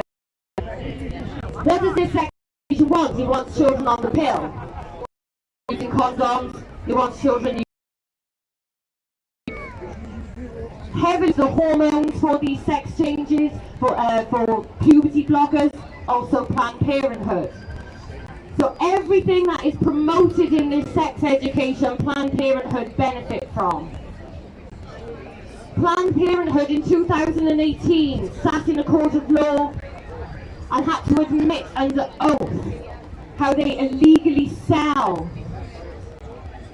the parts from terminations to biotech companies. One example, for example, is a liver is worth $70. Under oath, people in Planned Parenthood said how they will try and delay a woman for as long as possible in ending her pregnancy, because the further along the pregnancy is, the more valuable the parts are of these babies. So the World Health Organization, UNESCO, it's all tied in. No longer is it mentioning masturbation from age 4, but it's brought in from age 9. It explicitly says from age 9 that they will teach children that they're sexual from birth. At age 5, when it's saying how do we express love, it says sexual contact. Why are we telling 5-year-olds that a way to express love is sexual contact? Whether they're trying to say that's between two adults, but why are we even saying this to 5-year-old children? As Kim said, teaching consent. You cannot teach a child about sex and consent and good touch and bad touch at the same time. An powerful no is what these children need to know. This needs to start with the parents. Parents need to be educated. Just because the word sex is in sex abuse doesn't mean that it falls under sex education. Safeguarding, major reform on safeguarding. Unless the elites, the government, start admitting how bad child abuse is, so the rest of the general public wake up to it, it's the only way we're going to protect the children. While they still don't believe it, it doesn't matter. Still using words in the paper like child prostitutes, non-consensual sex. It's rape. We're dumbing it all down. We're grooming children at age 5, talking about their genitals with their teachers, who is a stranger. Children do not need to know the correct terminology of their genitals. Anybody trained in safeguarding is not going want to miss a child disclosing abuse because they call their vagina a cookie. That's not good enough. If you are missing, if a teacher is over and over missing disclosure because they're using a word like flower to describe their genitals, they are not trained in safeguarding. Do you want to wrap it up, Kim? Say thanks? I'm going to leave it there because I don't want to go on too long, but it is imperative that you look at this sex education. A good place is the abundance of... He understands what's going on here, but what he wants a PR stunt. He wants to come out of that court after losing, but we haven't lost because everyone knows what's happening with our kids, okay? We need a movement. We need everyone to pile into Wales to help us with this. And when we start small, we can take them all, guys, right? We have to lead by example. This amount of people here now, right? Even this amount looks twice as big in Cardiff, guys. We need to make an impact there. If you can come to Wales with us, if we can bring Cardiff to a standstill, we will get media attention. Once we stop it in one country, we can stop it in the rest, okay? This is in 52 countries in this world. 52. And once it comes in, it never goes out. Let me give one example of the road we're going down now. California is strong on education. California has just brought in a new law that anyone 10 years older than an 11-year-old can rape them and not go on the sex offenders register. This is the way we are going. This is the road we are going down. Guys, we need you. We are rewriting the policies, and like Adele said, we want this sex education removed, full stop. People have said, well, what are you going to put in this place? We are writing the training. We are writing new packages, guys. We are going to train a council now next month, okay? We all need to come together. We are going to do the work, but we can't do it on our own. We need manpower, guys, and we need all of you. We've travelled from Wales to be up here with you guys. We need you guys to do the same. It's about our kids. I'm going to say it once more, guys. We are the United Kingdom, okay? Thank you all for having us. It's an absolute honour to be here with the survivors and everyone else. Thank you all so much, and I do hope to see you all again. Thank you.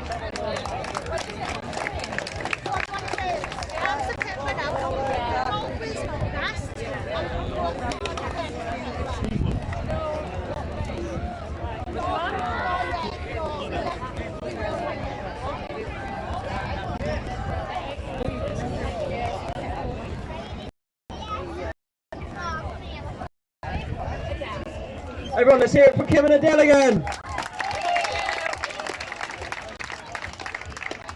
Right, our next speakers, again, they've come all the way down from Scotland to talk to you today. It's Justice for Jace, it's Jade and Veronica. Let's hear it, give a round of applause.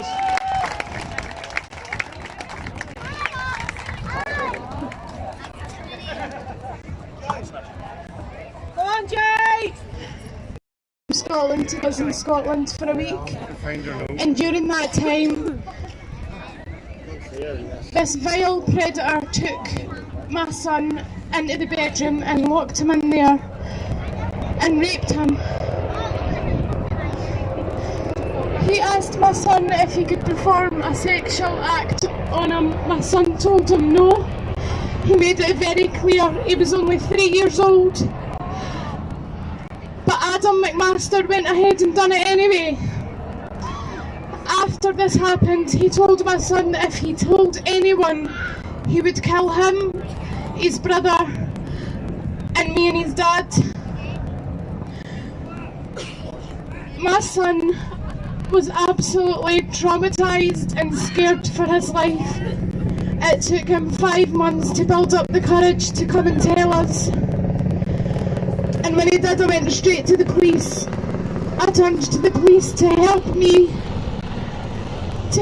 put this awful man away. He done a video interview and he told the police every single detail. And I wasn't allowed to be in him. We found out that Adam had also done this to 3 other minors. In 2007, he was at Swindon, but he never got charged. There is no... We have been in the Scotland, the MP, they called my mum before Adam came up to make sure that Adam was going to be safe. They led my mum to believe that Adam was under Child Protection Act. They were trying to make sure that there was no young children living under my mum's roof. My son was raped. He was raped. Justice for James! Justice for James!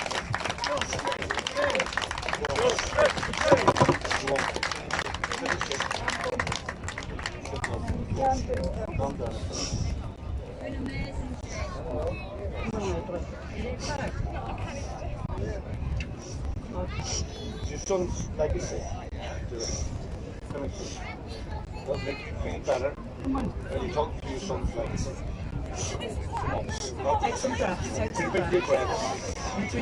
After me having various conversations with the head social worker at Salford Social Works, the social worker's manager told me that she'd done the report for the CID up in Scotland, which, and I've got this deed in the house, that they do believe it's happened. And that they feel that he would not be locked away. As I said to her, come and stay with my grandson for one day and see how he copes. He's not coping at all. He's totally a changed wee boy. My son has nightmares every single night. He wets himself. He can't control his emotions anymore. He can't trust anybody. It took him 5 weeks to be able to trust his counsellor. Which is now stopped. Because of lockdown, she stopped it. My son needs help, and nobody's willing to help him. And nobody's helping us do justice. His innocence, his childhood away, he's gave him a life sentence, while the social works have gave that little beast a fucking green card to go out and abuse more children. How many more children is he going to do? It's going to take him to kill a child before justice is done. Or, even if it does kill a child, is he going to get off with it? Plain and simple as that. Lack of understanding, because she knows right from wrong. Ends up killing a child. Adam McMaster, you're a beast and we're coming for you, you dirty bastard. Good play, love. Yep.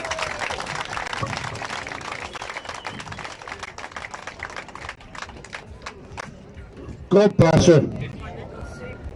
To stand here and say that you were raped and abused as a child. I knew that pain. Our story's there. Me and Bobby were raped and abused as children. And all I can say, yeah, honestly, yeah, I'm so proud of her for doing what she just did. It takes balls. Thank you. Thank you.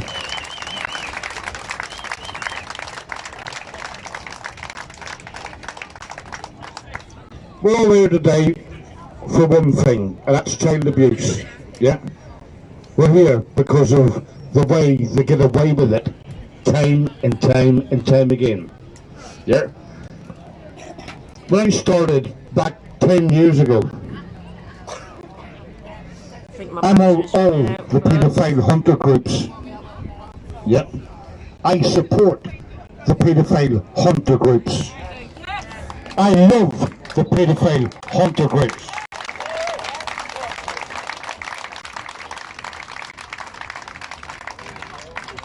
If the police done a better job, they should be doing it.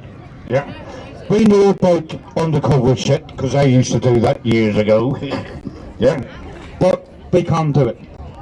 I'm just going to let it run until it runs Let's out. left down the So if I civvies. leave abruptly, it's my battery's Exactly. died. Sorry for Yeah. that.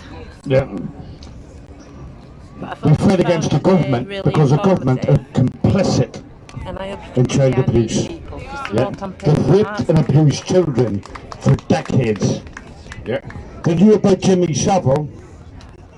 What did they do? Nothing. Yorkshire police let him off with it. Because he was into all the royalties. Yeah. When it comes to Prince Andrew, he was a paedophile because he was with Epstein on the island. He was a paedophile. Yeah. Regardless to what we talk about, we're trying to educate people now. Yeah. All I can tell them is we talk about paedophilia on the scale that we're talking about. Believe me, the country don't know. There's 160 MPs on the sex register. Right. That could be anything from touching your secretary up to child abuse. Yeah. We've already exposed that. We exposed it 2 years ago. What does that say? Yeah. Each and every fucking us down here today. If we were in work and you touched your secretaries or your class right next to you, and away. Right? I want proper people in government. I want people in government with compassion, that care about the constituencies, that care about the people of this country, that care about the veterans of this country, that care about everything in this country. Yeah. Can I come under there, see if I can get my... Every single, we should take every single one of the government out. Try to see how much... And all I do, and I'm saying in all honesty, I'd actually take them out for treason and fucking throw them off London Bridge. I can't even see it, still my eyes are blurry. It's nice to see it in the sun. It's time. It's time to be accountable. It's time to turn round and stand up for what you truly believe in. It may be that I've only got a little... Every single person that's here that hurts, we've got compassion and we care. Why does our government not care? Because we're all complicit. Money. Yeah. There's a veteran.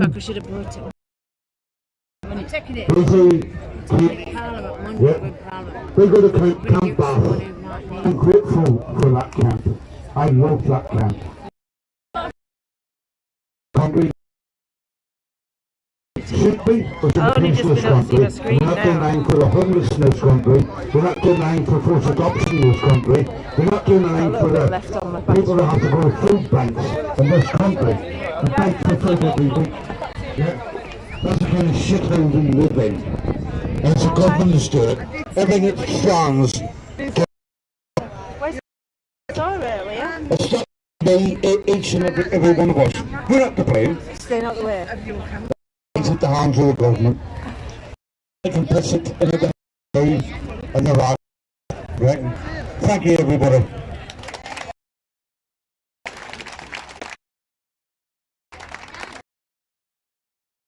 Go. Right, next up we have Les.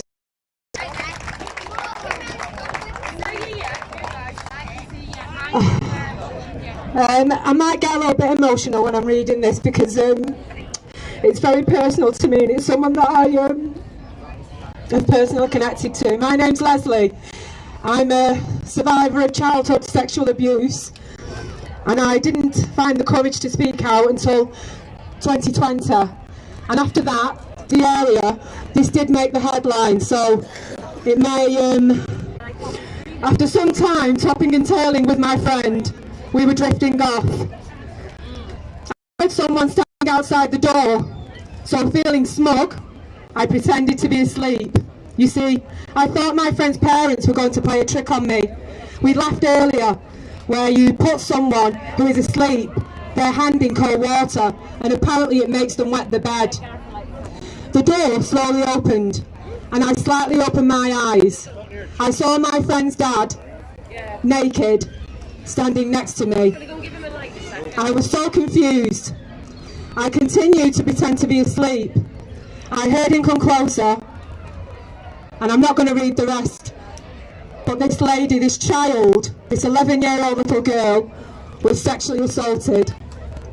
She was absolutely frozen with fear. After that, this act would become frequent. Every time I stayed at my friend's until I was 14 years old. From that day, in 1991, I was robbed of the honest, loving relationship that I had with my mum and family. From that day, I was consumed with anger and rage. From that day, I trusted no one. From that day, my life carried darkness that would control me for 30 years. I started to truant from school, smoke, drink, do horrible, random things in order to deliberately hurt my mum.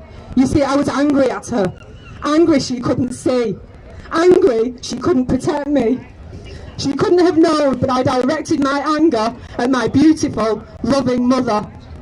I became suspicious of everyone and pulled away from all physical contact with my family. No hugging, no kisses goodbye. I developed an incorrect understanding of all men, that they were all sex predators, and I would lash out if I felt pressured sexually. My self-esteem was on the floor, and I engaged in a string of unhealthy relationships, regularly using drugs and alcohol. Every day I would pretend to be someone else. I felt so lonely, and it was draining, keeping the act of a strong, funny, confident person. Nobody knew I sat alone in the dark at night, crying for hours. Nobody knew I felt so worthless. I thought no one would miss me. I was trapped in my own mind for decades. So in the centre, in the career I chose, working with children with behavioural problems and survivors of abuse, sexual issues, and it made me about myself. But I would always turn up itself in different life. As a parent, I became overprotective and paranoid. That is to say, had affected my life. I just decided enough was enough. I disclosed to my younger sister, then to my mum, in a heartbreaking letter. I felt so relieved that they could finally understand why I was me. I began seeking support, which led me to my abuse to the police. I was referred to Leslie and other information the following day for a statement, and the following Thursday I got a call asking me to go to do a video statement. I was told my case had escalated and that my abuser had been arrested at 6 a.m. that morning. They had seized electronics from both his home and workplace. I was not permitted to know any more information. I was told he had been interviewed and answered no comment to all charges. Just 3 days later, I got an unexpected visit from CID. They told me that I had directly, by coming forward, saved many.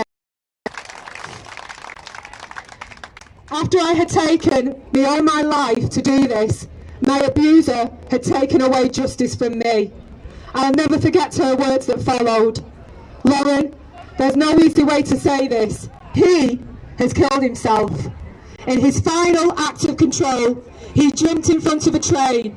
I would never get told to account for what he did to me and how many others. But I did get justice. He was dead. Never to lay a finger on another child ever again. And his fellow child abusers were all uncovered too. So my justice is bittersweet, but it solidified my purpose on this planet. This survivor is called Lauren, and she has saved children. If you've been lucky enough, I wish I was you. People think that when the abuse stops, it's a life sentence that we carry for the rest of our lives. The people like you that we are finally heard and we get justice because we don't protect them anymore. We say their names. My abuser was Christopher Clark, and he abused me from the age of 4 or 5 until the age of 16. And he also died just after I reported him. If you're suffering from abuse and you're a survivor, don't think you're the criminal. Heal yourself. Well done. Thank you. Thank you.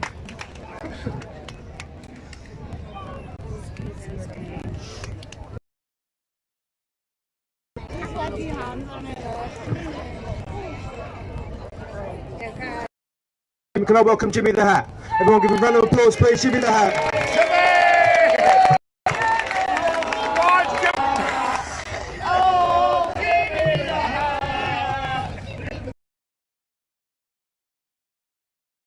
But I want to thank everybody who spoke today.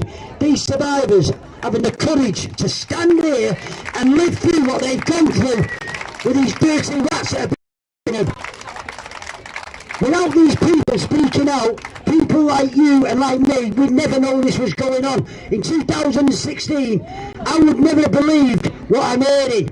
Not just girls, but boys. When you listen to Joseph and Bobby Blair who spoke to you today, absolutely unbelievable. Michael Tanniger, unbelievable stories. Thanks very much to them. Today I've come here, I want to tell you a little bit about a girl here. The picture's here on me now. She's 14 years old. Charlene Downs. She lived here in Blackpool. Today, her mother and one of her sisters, Rebecca and her, and I hope we get encouragement seeing these people on music taking the leaflets. Cheers, mate.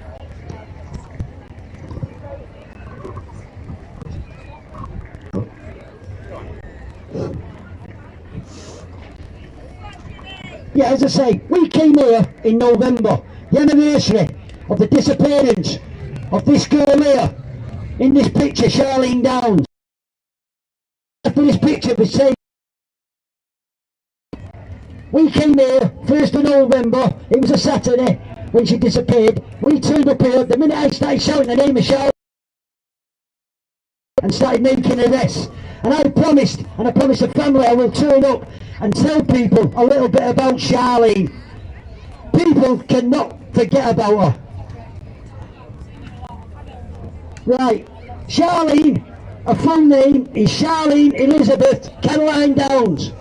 Charlene was born on the 25th of March 1989, so she'll be 32 years of age now. Charlene lived there in Blackpool with her mother Karen, her dad Robert, her brother and her two sisters. Charlene Downs, she disappeared on Saturday, the 1st of November. Charlene Downs moved here to Blackpool from the West Midlands in 1999, and the school she went to was St George. Just before Charlene disappeared, she was due to start back at school to start her education life that day. That Charlene was one of those who were being backs. Rochdale, Raglan, Huddersfield, with Manchester, Barrow Furnace as well. We know Ellie Reynolds, Ellie Williams. We forgot. And we will keep campaigning for the people in Barrow. They've done an investigation and found nothing to corroborate. It is going on in Barrow in Furnace to this day.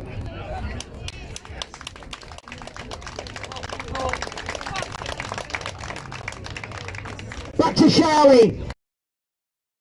2007, get rid of the body of Charlene. April 2008, the two men were released because of concerns about the evidence compiled by the Lancashire police. In other words, they messed it up.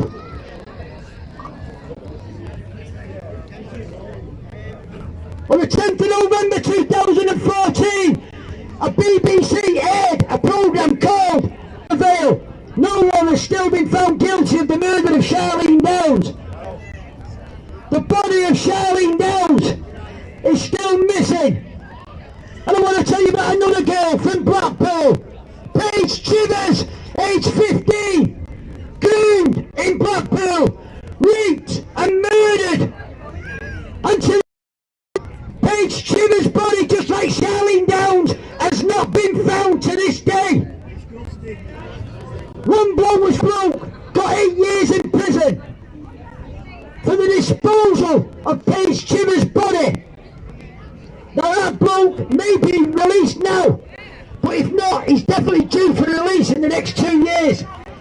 Now unless he shows remorse, that man should never be released and allowed to walk around the streets of England knowing where that body of Paige Chivers is.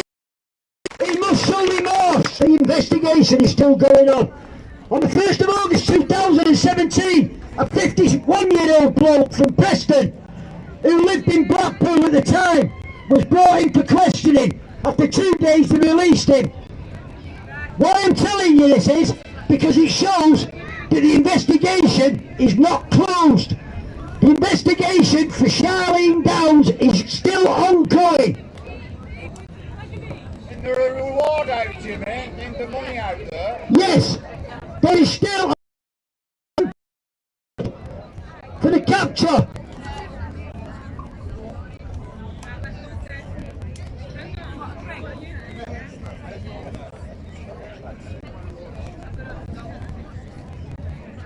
We've got to keep talking about pace shivers.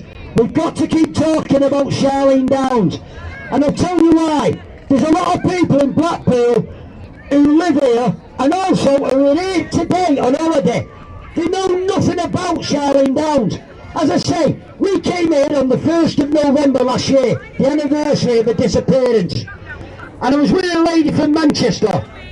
And we bumped into 2 girls, aged about 14 to 16, and we pulled us up what we want about, what we're talking about. And we told them about Charlene.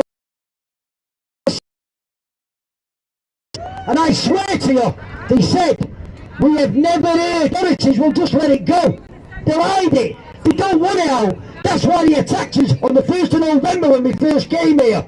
As soon as I mentioned Charlene Downs, they put a stop to it. I've got the new leaflets here today, and on them it has the grooming process. If you see them going around, please take them. Especially in Blackpool, of Charlene Downs. We can't let people forget, because as I said, we were here in November and there were young girls telling us they'd never heard of her.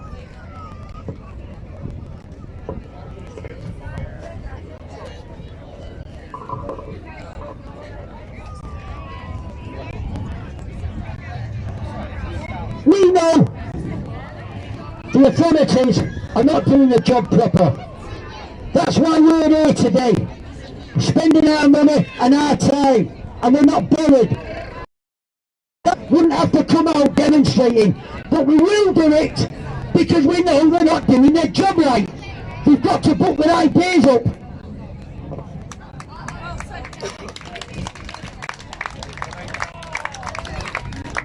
I'm just going to finish with something. This is what we're up against. This is one of the reasons why the police and the authorities won't go out.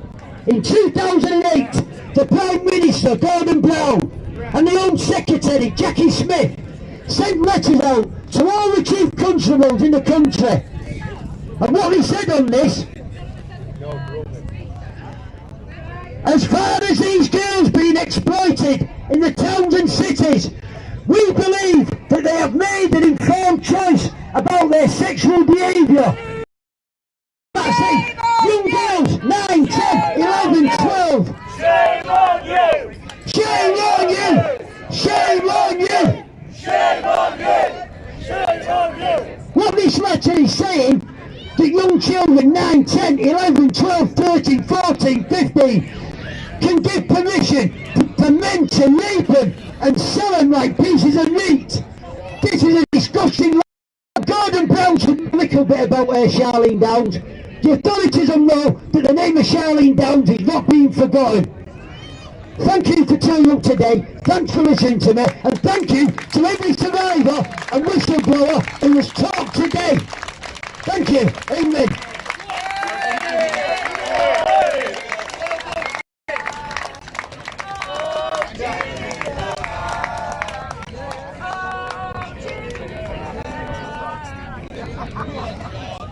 You know, today I've heard a couple of names, and one of the things everybody said is no accountability. There is no accountability. Billy was going on about No View Home, where when they had the inquiry, they pulled in the council leader at the time, and he denied he knew anything about it. But during that inquiry, they found out he'd lied. That guy's never been arrested. He's never been interrogated. Really, he should have been locked up. And this isn't just towards that council leader. You'll find that a lot of the council know what's going on and they won't say anything. I don't know if she's here. But Carol Higgins spent 30 years getting justice for a dad abusing her. 30 years, and she's only just got it now. She's taking West Yorkshire Police to court, and I just hope she does a lot. Her name is Carol Higgins. Look out for her, look out for her. Charlene Downs, accountability. If you look at the reports and all that, it was a botched up police investigation. The police even tried to throw under the bus one of the investigating officers at the time. And the inquiry found that she'd not done anything wrong. But there never is any accountability. There isn't. There's nobody in the social services done for this. There's nobody in the police done for this. Remember, it's the police who said that the 3 girls at Rochdale was a lifestyle choice for them to be prostitutes. That's what the police said. No one's ever been done for it. We wouldn't have to be here if there was accountability. As a cameraman and a YouTuber, is to listen to people stood on here. I have tears in my eyes every time Joseph and Bobby are speaking. I've cried next to them too when they've been speaking, and I've cried for everybody who speaks on here. In Manchester, I took individual videos of each case. I took Justice for Jace video, the woman who stood here before Jimmy, and then I had to watch them again and go through them and edit them and stuff like that, all the while crying. What else can I do? I'm not going to be... I can't be angry, but I was crying. I was crying how brave these girls are getting up saying a story. Everybody says, oh, don't think I don't. I've cried all the time.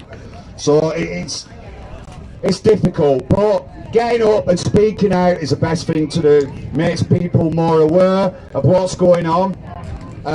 You can get people to talk to you, and a lot of the times the survivors need someone to talk to.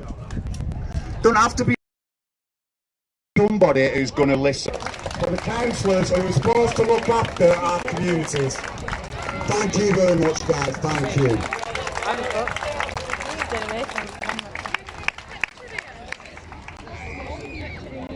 Thank you very much. Right, up next we have Rihanna Mark, who are going to talk about the Justice for Logan campaign. Can we welcome Rihanna Mark to the stage?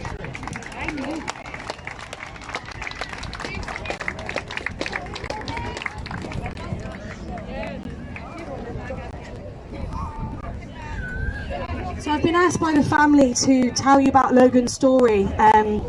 For the family, it's been a really tough couple of years.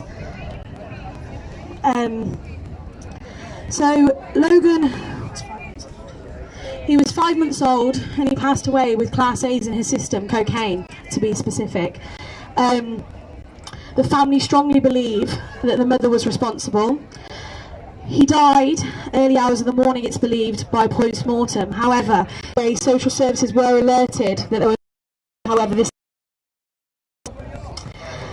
After the ambulance... Sorry.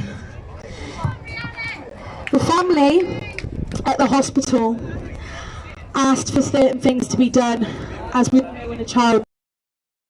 The mother was not... hours after it was confirmed Logan was dead.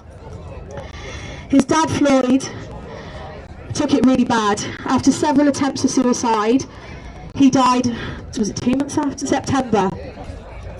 He felt responsible for his son's death even though it wasn't his fault. The mother has never, ever, ever been brought to justice. She's been questioned, and they've said because it wasn't enough drugs to actually do anything, they won't prosecute a child with drugs. He was 5 months old. She's still walking the streets of Birmingham today, and less than, was it 12 days after when she was selling things on Facebook? Within the month of Logan dying, she was selling his items on Facebook and refused to hand them over to the family. When Logan was buried, the family gave her money to give Logan a good send-off. However, that didn't happen. It was Floyd's family that paid for flowers wanted money for flowers, and the money that she was given, she spent on other things. He was 5 months old and he died with cocaine in his system. And the woman that was responsible is still walking the streets. Also, the police found milk, cartons of milk with cocaine in.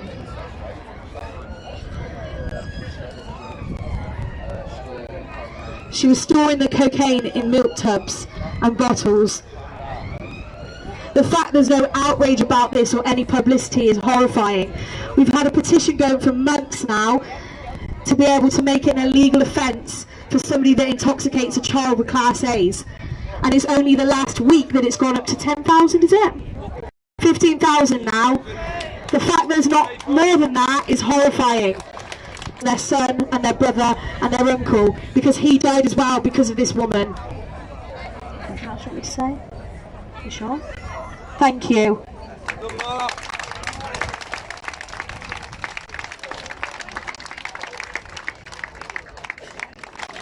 Right, next up we have our last speaker. This is Sean from the Elusive Child Protection Unit. Let's hear it for Sean, everyone. Hi guys, we have a 100% conviction rate. We're actually supporting these guys, Unite for Children. We support PAG UK. We're trying to show these guys as much support as we can. Obviously our decoys deal with a lot of cases. Some of the stuff we see does not shock me anymore. Paedophiles online groomers are getting very, very young. Some of these guys online now are 20, 22, 23 years of age, talking sexually to children. Can't say too much of this and support teams like this. The bigger things will become, and obviously we can take the fight to the system 100%. That's all I can say for you today, guys. Thank you very much. Thanks, Sean. Right, guys, just before we open the microphone, so anyone along today, it really means a lot. So again, give yourselves a round of applause. Thank you very much, everyone. Without you guys, there's no movement. And this is going to get bigger and bigger and bigger. Our next event is in Glasgow. I'm just going to get the date for that. So grab a flyer on your way out and give it out to your friends. So the next one is in Glasgow, George Square, the 21st of August. And we want to see you all there.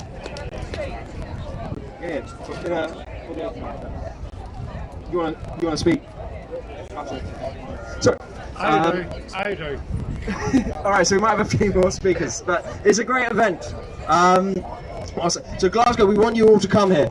We want you all, if you've got spaces in your car, if you drove up today, you've got empty spaces, bring a friend, tell your friends about this. We're only going to be heard, this is only going to be useful if we get people turning up so we can draw attention to the movement.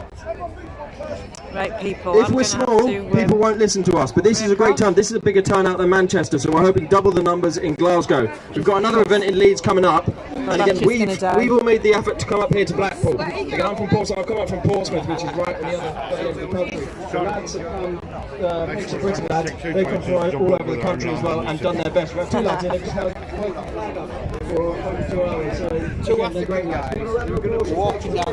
That's how hot it is, folks. Look at that, everyone's in bar. Turn it round, look at it. Is there anything you need?